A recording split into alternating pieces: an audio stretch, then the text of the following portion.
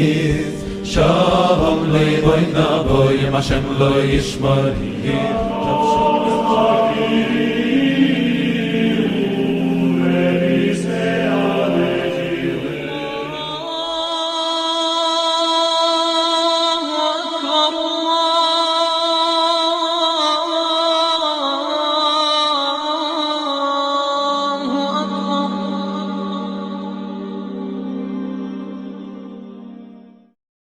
Assalamu alaikum wa rahmatullahi wa barakatuh.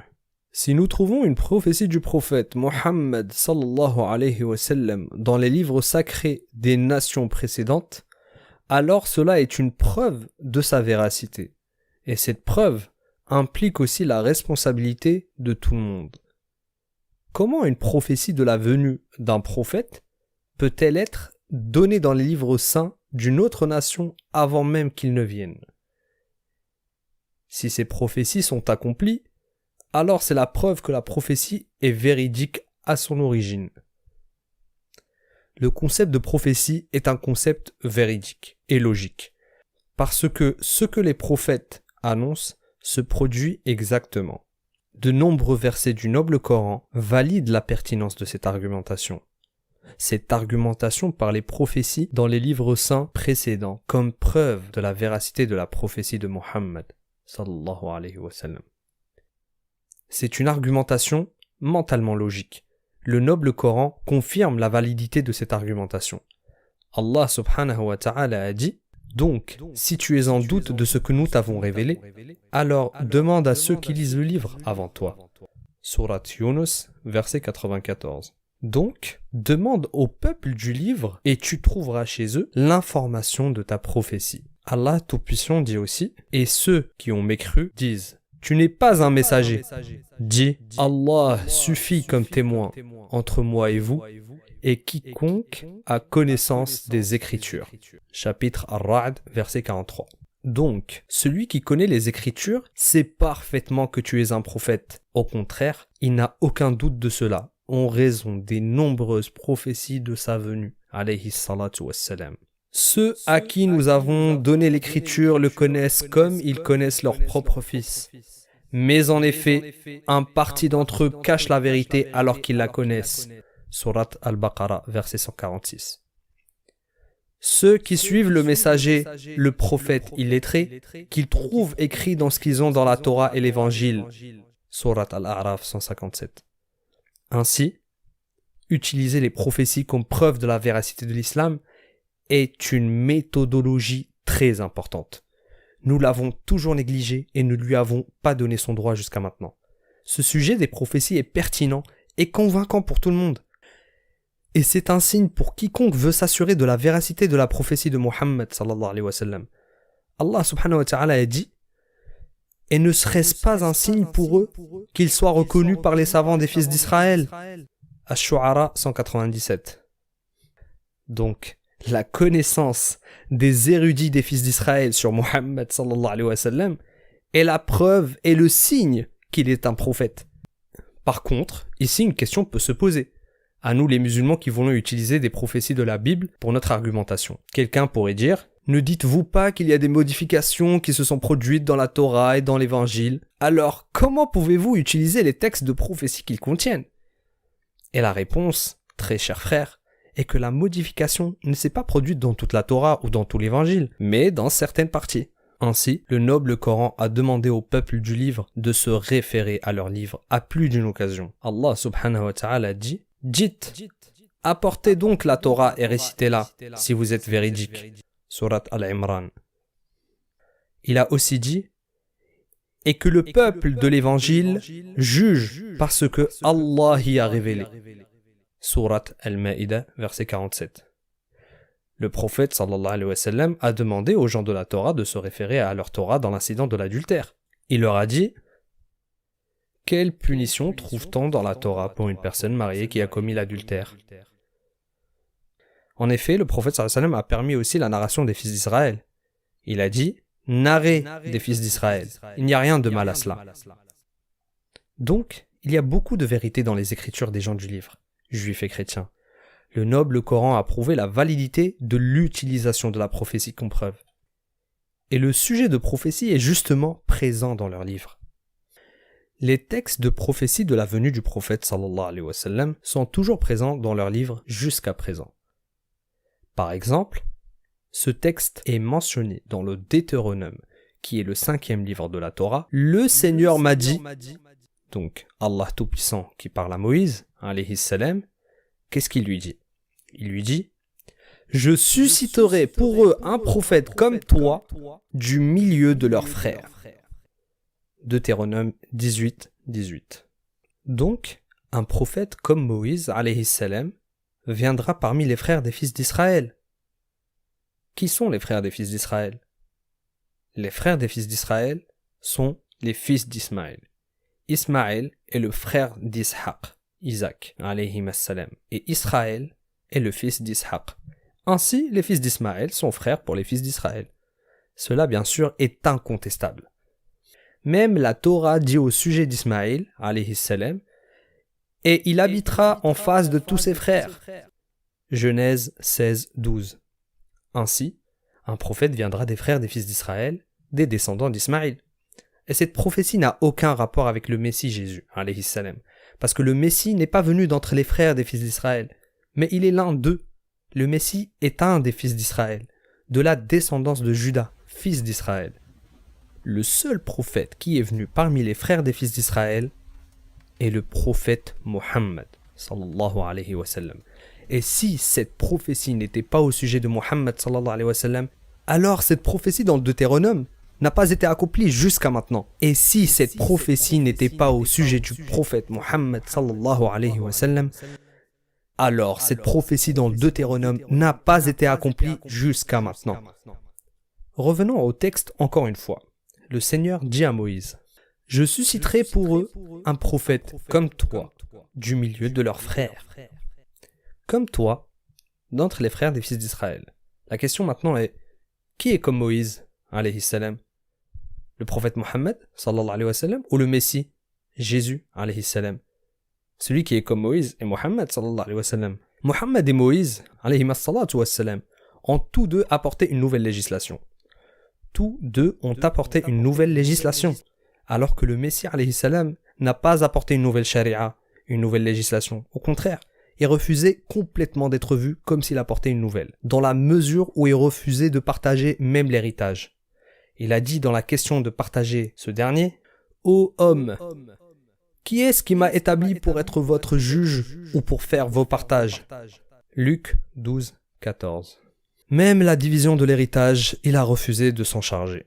Ainsi, Moïse alayhi salam et Mohammed alayhi salatu wassalam ont apporté une nouvelle législation. Aussi, tous deux luttaient contre les infidèles et les idolâtres, alors que Isa alayhi salam, le Messie, lui, a été envoyé aux enfants d'Israël, qui est un peuple croyant. Moïse et Mohammed alayhi salatu wassalam sont nés naturellement, se sont mariés, ont eu des enfants et sont morts naturellement. Alors que le Messie alayhi salam est né d'une mère et sans père, donc d'une manière miraculeuse. Il est né sans père pour être le dernier avertissement aux enfants d'Israël. Alayhi salam ne s'est pas marié et a été élevé au paradis. Ainsi, le Messie alayhi salam n'était pas comme Moïse. Une des preuves de la similitude entre Moïse alayhi salam et Mohammed sallallahu alayhi wa sallam est que Moïse a été mentionné de nombreuses fois dans le noble Coran. Cette similitude se reflète au travers de leur biographie et des situations auxquelles ils ont été tous les deux confrontés. L'histoire de Moïse alayhi salam est mentionnée pour alerter, avertir, exhorter et donner une leçon. Le prophète alayhi salam disait quand il traversait les mêmes situations que Moïse alayhi salam traversait, qu'Allah accorde sa miséricorde à Moïse, car il a été éprouvé avec plus que cela et il patientait. Tout comme Moïse alayhi salam a été combattu, Mohammed sallallahu alayhi wa sallam a été combattu. Tout comme Moïse a été expulsé de sa terre, Mohammed sallallahu alayhi wa sallam a été expulsé. Tout comme Moïse a lutté, Mohammed sallallahu alayhi wa sallam a lutté. Tout comme Moïse alayhi salam a triomphé, Mohammed sallallahu alayhi wa sallam a triomphé. En effet, nous vous avons envoyé un messager comme témoin sur vous, tout comme nous avons envoyé un messager à Pharaon. Chapitre Al-Muzammil 15. Ainsi, le prophète qui est comme Moïse alayhi salam et parmi les frères des enfants d'Israël n'est autre que Mohammed sallallahu alayhi wa sallam. La Bible admet qu'aucun prophète n'a été élevé des enfants d'Israël comme Moïse alayhi salam. Il n'a plus paru en Israël de prophète semblable à Moïse, que l'Éternel connaissait face à face. Deutéronome 34:10. Maintenant, complétons le texte en Deutéronome. Le texte dit « Je mettrai mes mots dans sa bouche ». Donc les paroles d'Allah Tout-Puissant seront dans la bouche de ce prophète. Il leur dira tout ce que je lui commande. Je mettrai mes mots dans sa bouche. Les paroles d'Allah subhanahu wa ta'ala seront directement dans la bouche du prophète alayhi salatu wassalam. C'est parce qu'il est illettré, ne sait ni lire ni écrire. Les paroles d'Allah subhanahu wa ta'ala seront donc dans sa bouche, pas dans des tablettes ou dans un livre qui descend directement du ciel. Les paroles d'Allah seront prononcées directement par ce prophète. Maintenant, contemplez la manière avec laquelle le Coran a été révélé.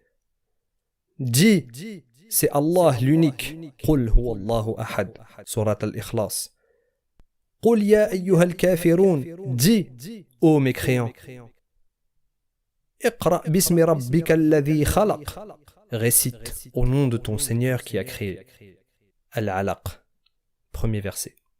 Les paroles d'Allah subhanahu wa ta'ala sont directement dans sa bouche, alayhi salatu wassalam. Mais ici, une question peut se poser. Comment pouvons-nous distinguer entre le vrai prophète et le faux prophète? Ah, le texte du Deutéronome répond à cette question. Revenons au texte, et nous verrons deux différences claires pour distinguer entre le vrai et le faux prophète. Le texte dit « Mais le prophète qui prétend dire une parole en mon nom, que je ne lui ai pas commandé de parler, que va-t-il lui arriver? Ce prophète mourra. » Deutéronome 18, 20. Celui qui invente un mensonge sur Allah et dit ce qu'Allah ne lui a pas révélé, il mourra. Donc le faux prophète périt avant d'avoir terminé le message. D'ailleurs, c'est la même distinction coranique entre le vrai et le faux prophète. Le noble Coran dit la même chose. Allah subhanahu wa ta'ala a dit « Et s'il avait inventé de nous de fausses paroles, nous l'aurions saisi par la droite.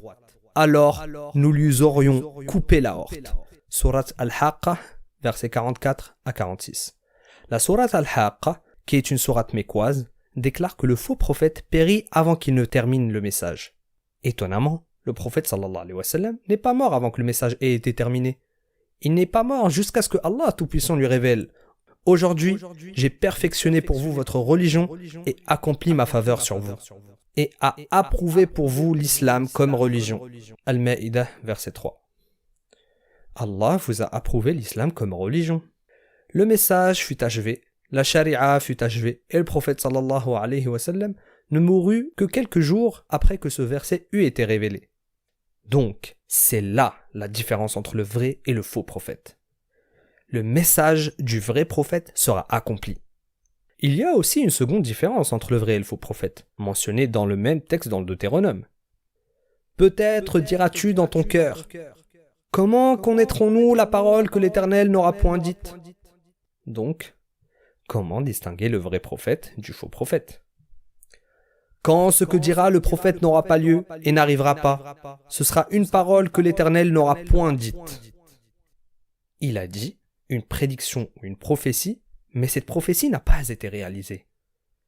C'est par audace que le prophète l'aura dite, n'aie pas peur de lui. Donc, un faux prophète. N'ayez pas peur de lui. Deutéronome 18, 21-22. La troisième distinction entre le vrai et le faux prophète est très facile. Celui qui dit que je suis un prophète et prédit des choses, mais plus tard elles ne se produisent pas. Donc, évidemment, c'est un faux prophète. Et maintenant, pour l'amour d'Allah, est-ce qu'une personne peut-elle compter les choses que le prophète sallallahu alayhi wa sallam a prédit et qui ont été accomplies comme il l'avait prédit? Y a-t-il même un prophète, que ce soit dans l'Ancien Testament ou dans le Nouveau Testament, qui a prédit ce nombre de prophéties que le prophète sallallahu alayhi wa sallam a prédites et qui se sont accomplies plus tard comme il l'avait dit? Plutôt, je dirais que si nous faisons la somme de toutes les prophéties que le Messie alayhi salam a dit, les prophéties que Moïse alayhi salam prédit et les prophéties que tous les prophètes de l'Ancien Testament ont prédit, la somme de ces prophéties serait inférieure au nombre de prophéties que le prophète Mohammed sallallahu alayhi wa sallam a prédit. Et ils ont été accomplis comme il l'avait prédit. Par exemple, Allah subhanahu wa ta'ala a dit à son prophète qu'il le fera revenir à la Mecque après qu'il en soit sorti pour migrer vers Médine. Donc, il retournera une nouvelle fois à la Mecque. Allah subhanahu wa ta'ala a dit: celui qui t'a prescrit le Coran te ramènera certainement là où tu souhaites retourner. Lieu de retour signifie la ville, sa provenance, tel qu'il la quitte et y retourne. Et ceci a été accompli tout comme le noble Coran l'avait dit. Et le prophète sallallahu alayhi wa sallam est retourné à nouveau à la Mecque après 8 ans. Le noble Coran dit que le prophète et ses compagnons entreraient dans la mosquée sacrée avec leurs cheveux rasés ou coupés courts, après qu'ils aient été interdits d'entrer dans la mosquée sacrée. Surat al-Fath, verset 27. Allah a été véridique en la vision par laquelle il annonça à son messager en toute vérité: vous entrerez dans la mosquée sacrée si Allah veut, en toute sécurité, ayant rasé vos têtes ou coupé vos cheveux, sans aucune crainte. Il savait donc ce que vous ne saviez pas. Et cela s'accomplit comme Allah subhanahu wa ta'ala l'avait dit. Allah Tout-Puissant a également dit qu'après être entré dans la mosquée sacrée, il y aura une conquête. Il a placé en deçà de cela une victoire proche. Et la conquête de Khaybar a eu lieu après l'entrée de la mosquée sacrée. Allah Tout-Puissant a dit qu'il enrichirait Quraysh. Allah vous enrichira de sa générosité. Surat At-Tawbah, verset 28. Et ceci a été accompli. Allah a dit que Abu Lahab mourrait comme un incrédule. Et il a été accompli. Que périssent les deux mains d'Abu Lahab et que lui-même périsse. Sa fortune ne lui sert à rien, ni ce qu'il a acquis. Il sera brûlé dans un feu plein de flammes. Bien qu'Abu Lahab soit resté en vie pendant 11 ans après la révélation de cette sourate, il ne s'est pas converti à l'islam. Le noble Coran dit aussi que Al-Walid ibn al-Mughira, le père de Khalid ibn al-Walid, mourait incrédule. Je le conduirai à Saqar, le feu intense. Surat Al-Muddathir, 26. Et il a été accompli. Qu'est-ce qui a empêché Al-Walid de se convertir à l'islam comme Khalid l'a fait? Surtout, depuis qu'il a été touché par le noble Coran, sa conversion à l'islam était possible à tout moment. Mais le Coran prédit une prophétie selon laquelle il ne se convertirait pas à l'islam. La prophétie a été réalisée comme le noble Coran dit. En outre, le noble Coran a déclaré que Al-Walid ibn al-Mughira avait eu de nombreux enfants et en voulait plus. Mais non, il n'aura pas plus d'enfants. Et ceci a été accompli. Laisse-moi avec celui que j'ai créé seul et à qui j'ai donné des biens étendus et des enfants qui lui tiennent toujours compagnie, pour qui aussi j'ai aplani toute difficulté. Cependant, il convoite de moi que je lui donne davantage. Pas du tout, car il reniait nos versets, le Coran, avec entêtement. Le Coran annonçait aussi que les Romains vaincraient les Perses d'ici quelques années. Cela semblait impossible à ce moment-là, compte tenu du déséquilibre entre les deux nations en termes de force armée. Notre Seigneur Tout-Puissant a dit: les Romains ont été vaincus dans le pays le plus proche, mais après leur défaite, ils vaincront dans quelques années. À Allah appartient le commandement au début et à la fin. Et ce jour-là, les croyants se réjouiront de la victoire d'Allah. Il donne la victoire à qui il veut et il est le puissant, le miséricordieux. La promesse d'Allah, Allah ne manque pas à sa promesse, mais la plupart des gens ne savent pas. Surat Ar-Rum. La promesse d'Allah, Allah ne manque pas à sa promesse, mais la plupart des gens ne savent pas. Une promesse d'Allah Tout-Puissant que les Romains triompheraient sur les Perses, et ceci a été accompli. Le noble Coran a prédit que les Juifs ne seraient pas en mesure de dire « Nous souhaitons la mort », parce qu'ils savaient que s'ils disaient ce mot devant le prophète sallallahu alayhi wa sallam, ils mourraient instantanément. Dit: ô vous qui pratiquez le judaïsme, si vous prétendez être les bien-aimés d'Allah à l'exclusion des autres, souhaitez donc la mort si vous êtes véridiques. Or, ils ne la souhaiteront jamais à cause de ce que leurs mains ont préparé. Allah cependant connaît bien les injustes. Ainsi, les Juifs n'ont pas osé souhaiter la mort malgré leur grand désir de renier le prophète sallallahu alayhi wa sallam. Quand le prophète les a défiés, il n'a pas dit que c'était de moi. Il a plutôt dit que cela venait de mon Seigneur et de votre Seigneur, mon Dieu et votre Dieu. Ce niveau de défi n'a pas été montré par le prophète sallallahu alayhi wa sallam, sauf avec la certitude qu'il est soutenu par Allah subhanahu wa ta'ala. Certains chercheurs disent: les athées ont été perplexes. Pourquoi les Juifs n'ont-ils pas souhaité la mort au temps du prophète sallallahu alayhi wa sallam pour prouver sa fausseté et mettre fin à cet argument? D'innombrables prophéties ont été racontées par le noble Coran et elles se sont produites exactement comme il l'a dit. Par exemple, le prophète a prédit le meurtre d'Umayya ibn Khalaf dans un hadith al-Bukhari et plus tard, Umayya ibn Khalaf a été tué. Le prophète sallallahu alayhi wa sallam prédit dans un hadith dans Muslim que Haram bint Milhan serait parmi les premiers martyrs dans les conquérants de la mer. Et cela s'est produit comme le prophète sallallahu alayhi wa sallam l'avait prédit. Le prophète sallallahu alayhi wa sallam a prédit aussi dans un hadith dans le Bukhari que Allah ferait la réconciliation entre deux groupes énormes de musulmans à travers Al-Hassan ibn Ali. Et cela s'est produit comme le prophète sallallahu alayhi wa sallam l'avait prédit. C'est l'année où Allah subhanahu wa ta'ala a fait la réconciliation entre les musulmans à travers Al-Hassan ibn Ali, et cette année a été nommée l'année de la réconciliation. Imaginez si Al-Hassan serait mort enfant. Le prophète sallallahu alayhi wa sallam a aussi prédit dans un hadith dans le Bukhari que Ammar serait tué par le groupe transgresseur. Et cela s'est produit comme le prophète sallallahu alayhi wa sallam l'avait prédit. Le prophète aussi a prédit que Omar, Othman, Ali, Talha et Zubair ne mourraient pas dans leur lit comme les gens meurent normalement. Tous sont morts en tant que martyrs. Le prophète sallallahu alayhi wa sallam a aussi prédit la lettre de Hatib ibn Balta'a dans un hadith dans le Bukhari, et les compagnons ont vu exactement ce que le prophète sallallahu alayhi wa sallam leur avait dit. Le prophète sallallahu alayhi wa sallam a aussi prédit le meurtre des 3 dirigeants dans la bataille de Mu'tah. Le prophète sallallahu alayhi wa sallam avait aussi prédit le meurtre de Kisra, l'empereur perse, et même le jour où il a été tué. Il avait aussi prédit la mort de Négus, An-Najashi, et le jour de sa mort, et avait même réalisé la prière de l'Janaza, la prière funèbre, sur lui. Il a prédit de nombreux événements qui se sont produits par la suite. Tous ces hadiths sont au plus haut degré d'authenticité. Des centaines de prophéties dont nous n'avons mentionné qu'une partie. Les prophéties que le prophète sallallahu alayhi wa sallam avait prédites sont toujours en cours d'accomplissement jusqu'à aujourd'hui. Ainsi, le vrai prophète prédit des choses qui se produisent plus tard, tandis que le faux prophète prédit des choses qui ne se produisent pas plus tard. Plutôt, Allah l'abandonne. Revenons à la Torah, en particulier au Deutéronome. Après quelques chapitres de cette prophétie, qui prédit l'arrivée d'un prophète comme Moïse, parmi les frères des enfants d'Israël, quelques chapitres plus tard du Deutéronome, on nous parle de la descente du message dans Pharan. Qu'est-ce que Pharan? Pharan est l'endroit où Ismaïl alayhi salam a habité. Il dit « L'Éternel est venu du Sinaï. Il s'est élevé sur eux de Séhir. Il a resplendi de la montagne de Pharan. Et il est sorti du milieu des saintes myriades.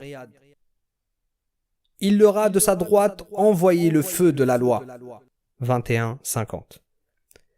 Le Seigneur est venu du Sinaï. La charia, la législation qui a été révélée à Moïse dans le mont Sinaï. Il resplendit du mont Pharan. Le mont Pharan est l'endroit où Ismaël alayhi salam a habité. Le message serait révélé à l'un de ses descendants. La Torah confirme que l'endroit où Ismaël habitait est Pharan. Lisons le chapitre 21 de la Genèse. Dieu a entendu le garçon qui est Ismaël alayhi salam, et l'ange de Dieu appela du ciel Agar, qui est Hajar, et lui dit: Qu'as-tu, Agar? Ne crains point, car Dieu a entendu la voix de l'enfant dans le lieu où il est. Lève-toi, prends l'enfant, saisis-le de ta main, car je ferai de lui une grande nation. C'est une prophétie qu'Ismaël alayhi salam serait une grande nation. Et Dieu lui ouvrit les yeux, et il vit un puits d'eau. Elle alla remplir d'eau l'outre, et donna à boire à l'enfant. Soyons attentifs. Elle a vu un puits d'eau. Alors, elle alla remplir l'outre d'eau, et donna à boire au garçon. Ensuite, Dieu fut avec l'enfant, qui grandit, habita dans le désert, et devint un tireur d'arc. Ismaël, alayhi salam, a grandi en tant qu'archer, tireur d'arc. Et si on regarde dans le hadith du prophète sallallahu alayhi wa sallam, dans Al-Bukhari, numéro 3507, quand il a dit: Ô enfants d'Ismaël, lancez des arches, comme votre père était un archer. Subhanallah. Retournons à la Genèse. Il habita dans le désert de Pharan. Ismaël habita dans le désert de Pharan. Et sa mère lui prit une femme du pays d'Égypte. Genèse 21, 17, 21. Ismaël alayhi salam a habité dans le désert de Pharan. Une grande lumière viendra de Pharan, des descendants d'Ismaël, comme il est venu du Sinaï aux mains de Moïse alayhi salam. D'ailleurs, ce même texte qui parle de la lumière dans le Sinaï et la lumière dans l'endroit où le prophète alayhi salatu wassalam serait envoyé est également présent dans le noble Coran. Subhanallah. Allah subhanahu wa ta'ala a dit: par la figue et l'olive, par le mont Sinaï et par cette ville sûre qui est la Mecque, Allah Tout-Puissant a juré par le message qui est venu dans le Sinaï, le mont Sinaï, et par le message qui a été révélé dans la ville sécurisée qui est la Mecque. Le peuple du livre sait bien qu'une lumière nouvelle viendra du désert de Faran. Cette prophétie est reprise dans les livres de la Torah. Par exemple, lisons dans le livre de Habakkuk, chapitre 3. Dieu vint de Théman, et le Saint vint du mont Faran. C'est là, sa majesté couvrait les cieux, et la terre fut remplie de sa louange. La terre fut remplie de sa louange. C'est un signe des louanges et du son d'Adan, qui est l'appel à la prière, qui s'élèverait avec la venue de ce prophète. Son éclat est comme la lumière. Décrire la prophétie comme lumière est une description coranique. Des rayons partent de sa main, des rayons de la charia. Là réside sa force. Devant lui marche la peste, et la peste est sur ses traces. C'est exactement ce qui s'est passé quand le prophète sallallahu alayhi wa sallam est entré dans Médine. La fièvre est apparue devant lui et la peste a disparu. Hadith dans Al-Bukhari, numéro 1889. Le prophète qui remplirait le monde de louanges. Dans le prochain épisode, Inch'Allah, nous discuterons d'une question très importante sur les attributs de ce prophète qui viendrait des descendants d'Ismaël et comment le son de l'Adhan serait entendu dans les montagnes de la Mecque et de Médine, selon le texte de la Torah. C'est ce que nous saurons dans le prochain épisode, Inch'Allah. Alors, suivez ce cours, je vous prie de le répandre, qu'Allah vous bénisse, afin que quiconque cherche la vérité en tire profit. Wassalamu alaikum wa rahmatullahi wa barakatuh.